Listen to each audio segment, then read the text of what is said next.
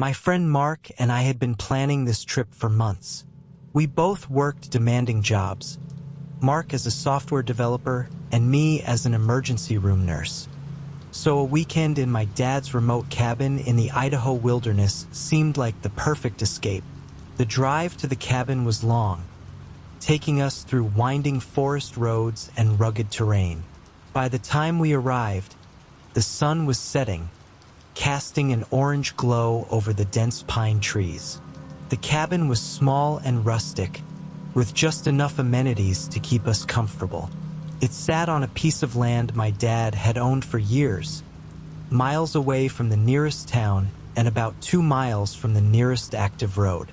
Mark and I unpacked our bags, lit the lantern, and settled into the cabin. We spent the evening reminiscing about old times, laughing and joking about our adventures in college. The isolation was oddly soothing, and the only sounds were the rustling of leaves and the occasional hoot of an owl. By midnight, we decided to call it a night. We turned off the lantern and crawled into our bunks, the cabin now enveloped in darkness. Just as I was drifting off, I heard a faint scraping noise at the door. My eyes snapped open, and I turned my head towards Mark's bunk. "Did you hear that?" I whispered, my voice barely audible. "Yeah," Mark replied, his tone unsure. "Probably just an animal." We both laughed nervously, trying to brush off the unease that had settled over us. But then the knocking started. It was a slow, deliberate knock, echoing through the silence of the night. My heart pounded in my chest as I stared at the door, my mind racing with fear and confusion. Who could possibly be out here in the middle of nowhere? Mark and I lay there, paralyzed with fear. We were both in our 30s, but in that moment we felt like scared kids. Neither of us dared to speak or move. The knocking continued for what felt like an eternity, each knock sending a jolt of terror through me. Then, as suddenly as it had started, it stopped. Silence enveloped the cabin once more. We didn't sleep that night. We lay in our bunks, staring at the door, too frightened to even whisper. The minutes dragged on, each one feeling like an hour. My mind conjured up all sorts of terrifying scenarios. What if they were still out there, waiting for us to let our guard down? Hours passed in agonizing silence. Just as I felt myself starting to drift off again, I heard the unmistakable sound of footsteps outside the cabin. They were slow and heavy, crunching through the underbrush. My breath caught in my throat as I listened, the footsteps stopping just outside the door.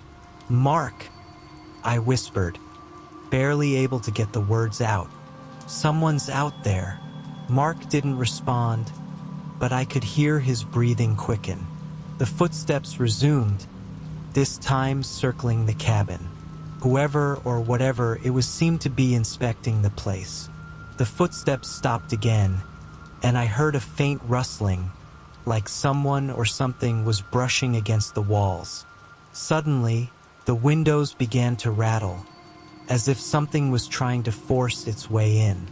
I grabbed Mark's arm, my fingers digging into his skin. "What are we going to do?" I asked, my voice trembling. "Stay calm," Mark whispered back, though I could hear the fear in his voice. "We'll wait it out. Maybe they'll leave." The rattling continued, growing more insistent. I felt a cold sweat break out on my forehead as I imagined someone prying the window open and climbing inside. The minutes stretched on, each one feeling like an eternity. Just when I thought I couldn't take it any longer, the rattling stopped. The silence that followed was almost worse, filled with the anticipation of what might happen next. I strained to hear any sound, any indication that the intruder was still there. Then, out of the silence, came a low, guttural growl. It was unlike anything I had ever heard, a deep, menacing sound that sent shivers down my spine. The growl was followed by a series of sharp, hissing noises, like steam escaping from a pipe. My mind raced, trying to identify the source of the sounds, but I came up empty. "Mark, what is that?" I whispered, my voice barely audible. "I don't know," he replied, his voice filled with terror. "But we need to stay inside."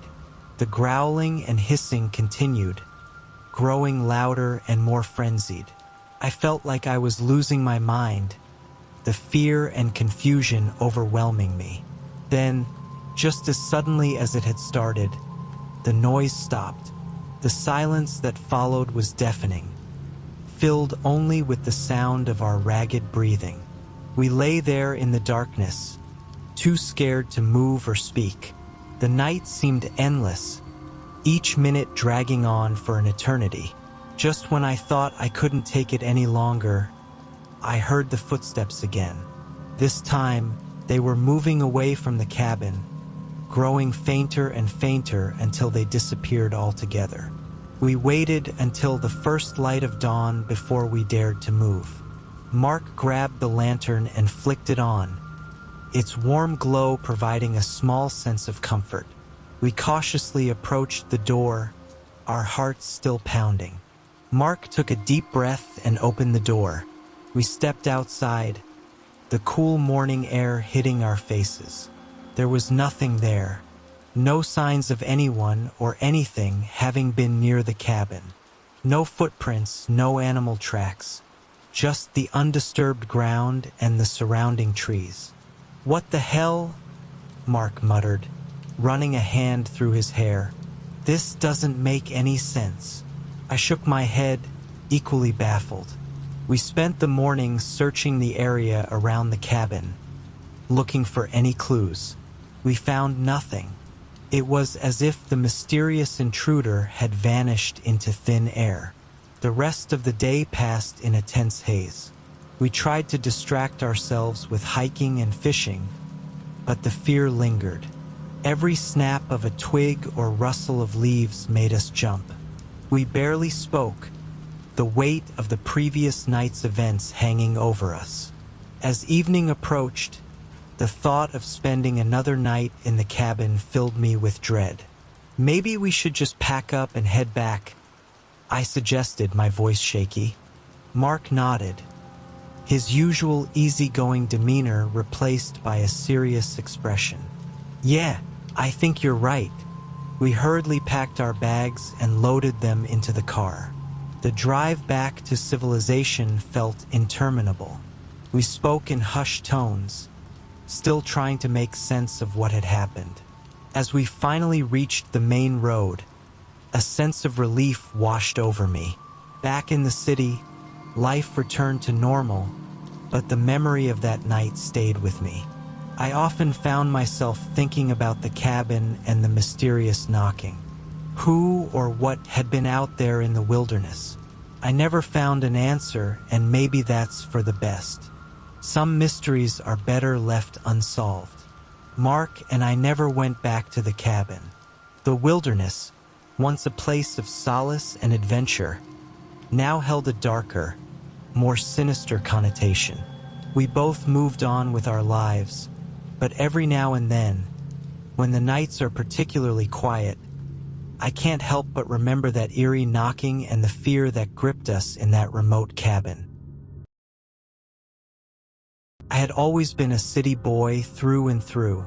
The endless noise, the bustling streets, and the constant pulse of New York City were as familiar to me as my own heartbeat.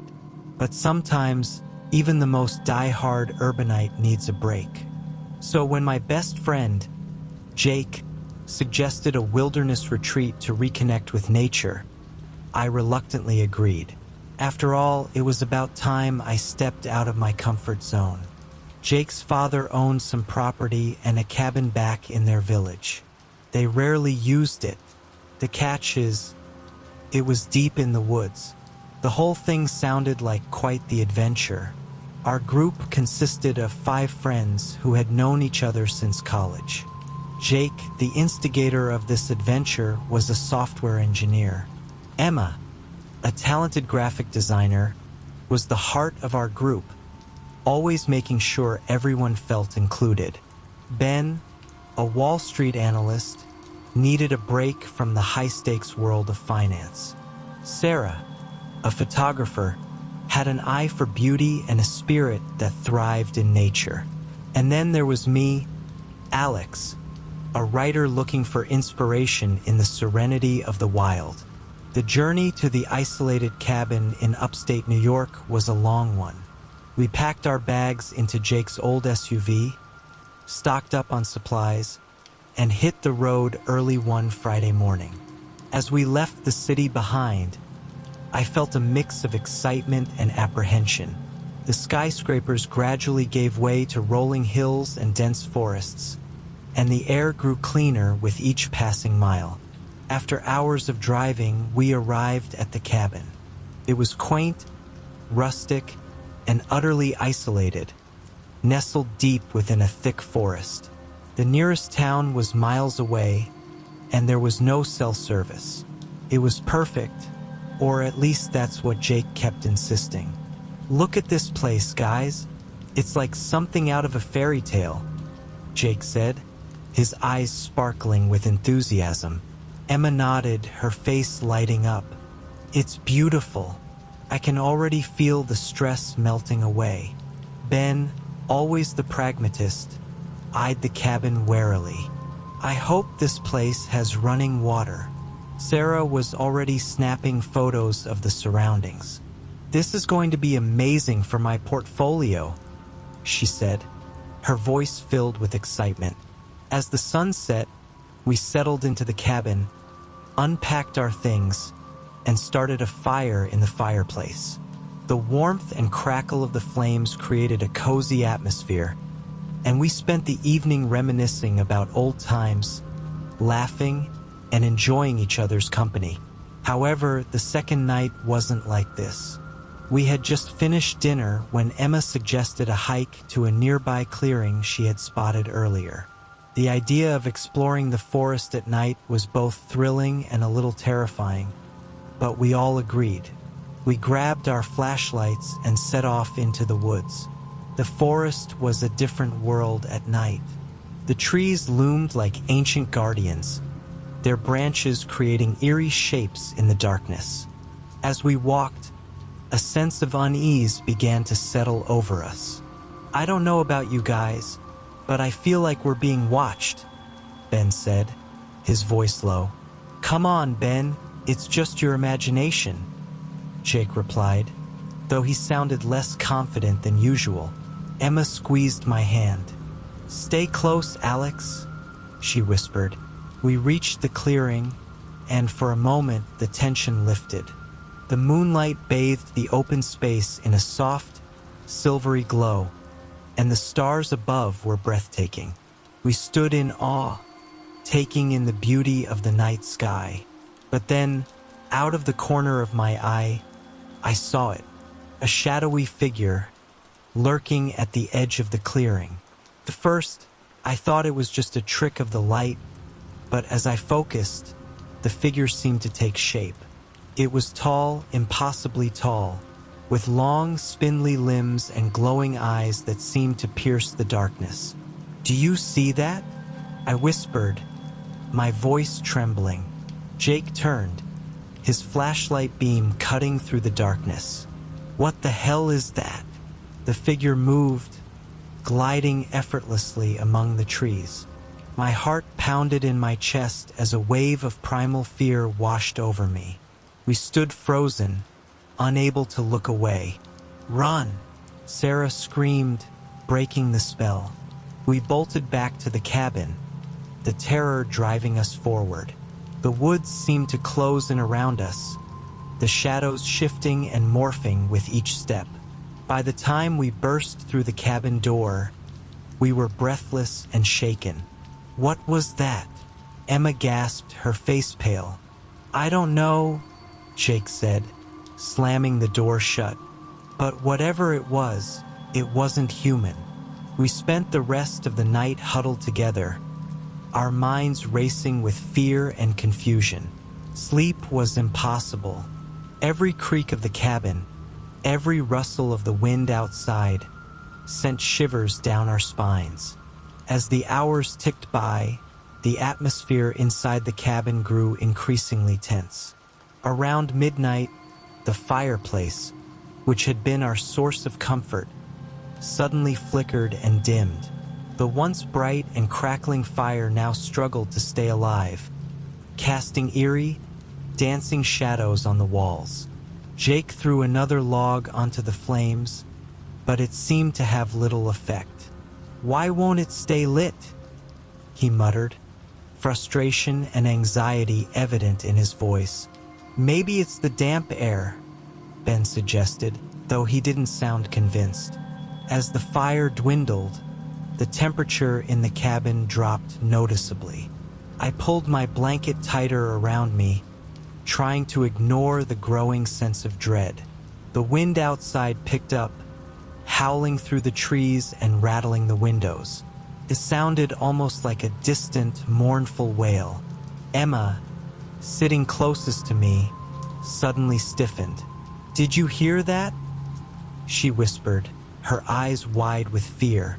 We all fell silent, straining to listen. At first, there was nothing but the wind and the creaking of the cabin. But then, faintly, we heard it. A soft, scraping sound, like nails on wood. "It's coming from the door," Sarah said, her voice barely audible. Jake grabbed a flashlight and slowly approached the front door. The rest of us watched in tense silence as he reached for the handle. The scraping noise grew louder, more insistent. My heart pounded in my chest, and I could see the same fear mirrored in my friend's eyes. Jake yanked the door open, shining his flashlight into the darkness. There was nothing there, just the empty forest, shrouded in night. He stepped back, closing the door and locking it securely. "There's nothing out there," he said, but his voice wavered. We tried to settle back down, but the sense of unease was palpable. Emma huddled closer to me, her fear evident. "This is like something out of a horror movie," she said, trying to manage a weak smile. We decided to stay together in the living room, too afraid to venture into the separate bedrooms.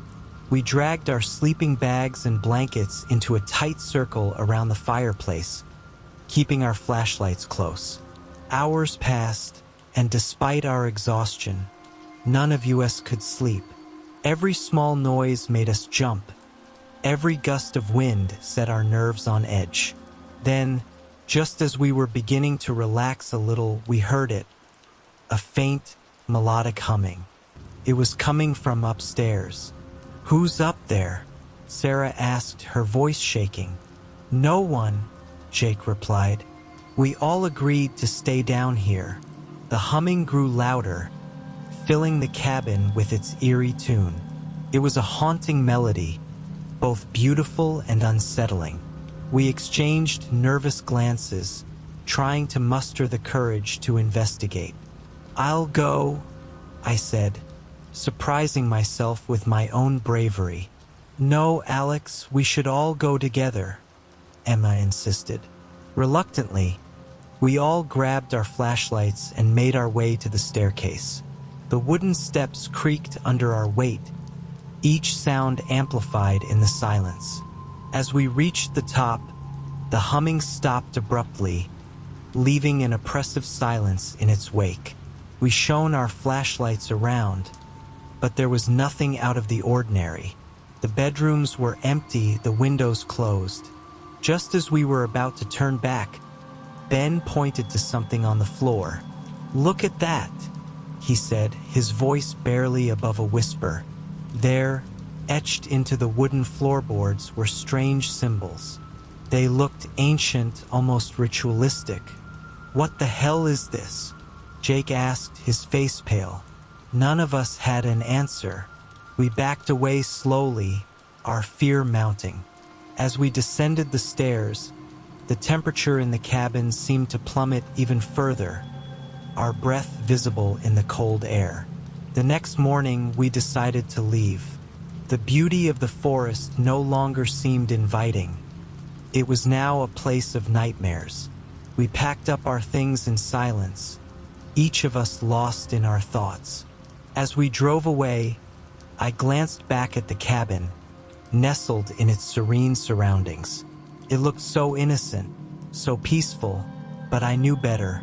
There was something sinister there, something I wish I never had to confront ever again.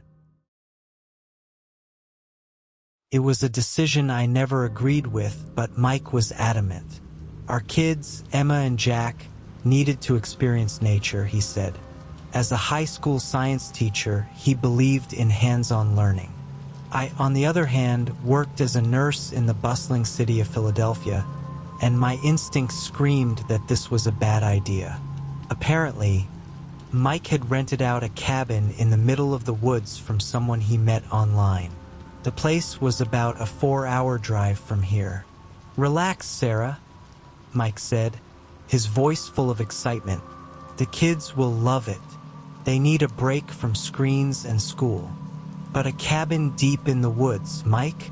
It sounds dangerous," I protested, glancing at Emma, 9 years old and full of curiosity, and Jack, 7, with his boundless energy and imagination.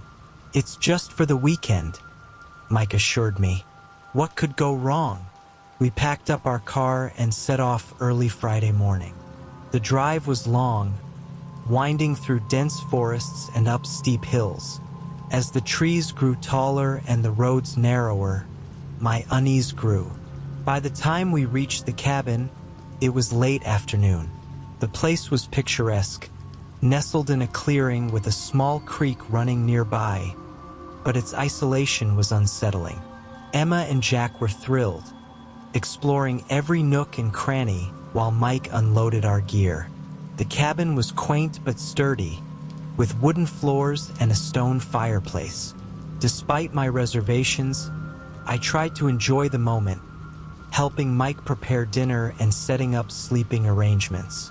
As night fell, the forest came alive with unfamiliar sounds. We sat around the fireplace, telling stories and roasting marshmallows, trying to ignore the rustling and occasional hoots outside. The kids were too excited to sleep, but eventually, exhaustion took over and we all went to bed. Sometime in the middle of the night, I was awakened by a strange noise. It was a low, guttural growl, unlike anything I had ever heard. My heart raced as I sat up in bed, straining to listen. The sound seemed to be coming from just outside the cabin. "Mike, did you hear that?" I whispered, shaking him awake. What is it?" he mumbled, half asleep.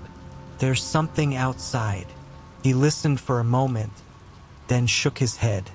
"It's probably just an animal. Go back to sleep, Sarah." But I couldn't shake the feeling of unease. I lay awake for hours, listening to the sounds of the forest, my mind conjuring all sorts of terrifying scenarios. The next morning, we planned to go fishing at the creek. The kids were excited, chattering about the big fish they hoped to catch. But as we stepped outside, we were met with a troubling sight. All 4 tires of our car were flat. "How is this possible?" Mike muttered, kneeling to inspect the tires. "There's no way we hit something sharp with all of them." Panic rose in my chest. "What do we do now?" "I'll have to walk to the nearest town and get help," Mike said, his voice calm but determined. "It's a long walk, but I'll be back by evening." I watched him set off down the dirt road, his figure soon swallowed by the trees. The kids and I spent the day close to the cabin, trying to keep busy. We played games, explored the nearby creek, and tried to ignore the creeping sense of isolation. As the day wore on and the sun dipped below the horizon, my worry turned to fear. Mike still hadn't returned. I tried to stay positive for the kids' sake, but every noise from the forest set me on edge. After dinner, as darkness enveloped the cabin, the strange noises began again. This time they were closer, more distinct. I could hear footsteps crunching on the gravel outside and what sounded like whispering voices. Emma and Jack clung to me, their eyes wide with fear. "Mom, what's that?" Jack whispered, his voice trembling. "I don't know, sweetheart," I said, trying to keep my own fear in check. "But we're safe inside." We sat huddled together in the living room, the fire casting flickering shadows on the walls. Suddenly, there was a loud bang on the front door, followed by a series of rapid knocks. My heart leaped into my throat as I grabbed the nearest thing I could use as a weapon, a heavy poker from the fireplace. "Stay here," I whispered to the kids, edging towards the door. I peeked through the small window, but saw nothing. Taking a deep breath, I slowly opened the door, the poker raised. There was no one there. The only sign of anything amiss was a small, crudely carved wooden figure left on the doorstep. It was a grotesque representation of a human, with exaggerated features and a sinister grin.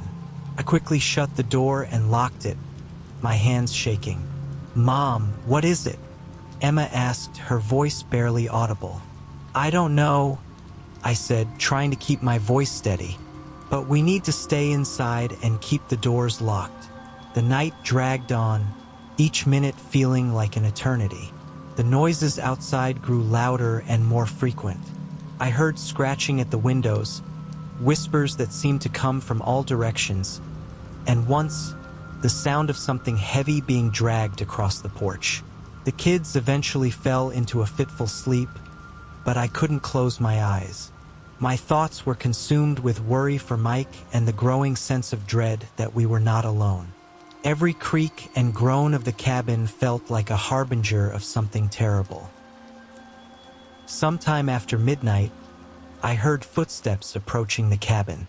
My heart pounded as I clutched the poker, ready to defend my children. But then I heard Mike's voice, calling out softly, "Sarah, it's me." I rushed to the door and flung it open. Mike stood there, disheveled and exhausted, but unharmed. Relief washed over me as I pulled him inside and locked the door behind him. "What happened?" I asked, my voice shaking. "It was a long walk," he said, collapsing into a chair. "But I managed to get help. Someone from the town is coming with a tow truck in the morning." I hugged him tightly, the fear of the night still clinging to me. "There were noises, Mike. Strange things happening around the cabin." He looked at me, his expression serious. "I know. I heard stories in the town about this place. They say it's cursed, that strange things happen here." We spent the rest of the night huddled together, the fire burning low. When morning finally came, we packed up our things and waited for the tow truck. The kids were quiet, their excitement for the wilderness adventure replaced by a lingering fear. As we drove away from the cabin, I looked back one last time. The place seemed innocent enough in the daylight, but I knew better. We had experienced something out there, something that defied explanation. And as much as Mike loved nature, I knew we would never be returning to that cabin in the woods.